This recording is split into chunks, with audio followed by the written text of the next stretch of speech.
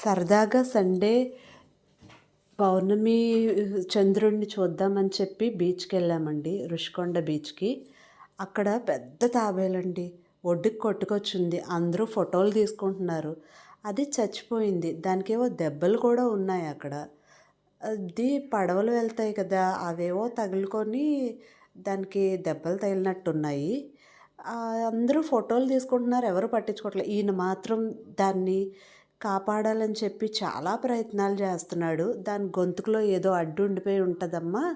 అందుకే అది అలా హ్మ్, కదలలేకపోతుంది అని దాన్ని తీయాలని అతను విశ్వ ప్రయత్నాలు చేస్తున్నాడు. కానీ ఎవరూ హెల్ప్ చేయట్లేదు పాపం అతనికి. అతనొక్కడే ఏం చేయలేకపోతున్నాడు. గొంతులో వేలు పెట్టి తీద్దామని బ్లడ్ చాలా ఎక్కువ వచ్చేస్తుంది.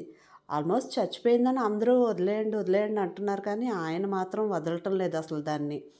అందరూ తాబేలు ఉంగరాలు పెట్టుకుంటారు డబ్బుల కోసం. కానీ ఎవరు మాత్రం ఇలాంటి సిట్యుయేషన్‌లో దొరికితే మాత్రం పట్టించుకోరమ్మా అని అంటున్నారాయన. మేబీ అది 200, 250 ఏళ్ల నాటి తాబేలు అని అంటున్నారాయన. దాన్ని కర్ర పుల్లలతో ఇరుక్కుపోయిందేమో ఏమైనా లోపల అని చెప్పి చాలా హెల్ప్ చేస్తున్నారు దానికి అతను. కానీ చాలామందికి ఫోన్లు కూడా చేశారు. అందరూ అది చచ్చిపోయి ఉంటది దాన్ని వదిలేయండి ఇలాంటివి మాకు కామన్ చాలా వచ్చి ఉంటాయి అలా ఒడ్డుకి అన్నా ఆయన మాత్రం ఒప్పుకోవట్లేదు. దాన్ని ఏదో విధంగా బ్రతికించాలని చాలా ప్రయత్నాలు చేస్తున్నారు. ఆయనకి కూడా ఒక అబ్బాయి అక్కడ చాలా హెల్ప్ చేస్తున్నాడు.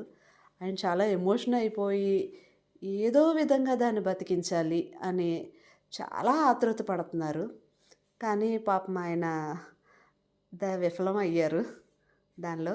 అందుకే కొంచెం అక్కడే చిన్న గొయ్యి తీసి దాన్ని దహనం చేయాలని అనుకుని దహనం చేశారు. కానీ ఆయన చేసిన తప్పేంటంటే అది సముద్రానికి చాలా దగ్గరలోనే గొయ్యి తీసి పెడుతున్నారు. అది మళ్ళీ తెల్లవారు అందరూ తొక్కేస్తారు. తాబేలుని మనం దేవుడితో సమానంగా పూజిస్తాం. అలా మళ్ళీ అది తొక్కడం కూడా అందరికీ పాపమే అది. బయట వదిలేసినా ఎవరు ఆహ్, మున్సిపాలిటీ వాళ్ళేమైనా దాన్ని దహనం చేసేవాళ్ళేమో. ఈ అబ్బాయి మాత్రం చాలా హెల్ప్ చేశాడు ఆయనకి. ఆఖరికి అలా పూడ్చేసి ఎవరికి వాళ్ళు వెళ్ళిపోయారు.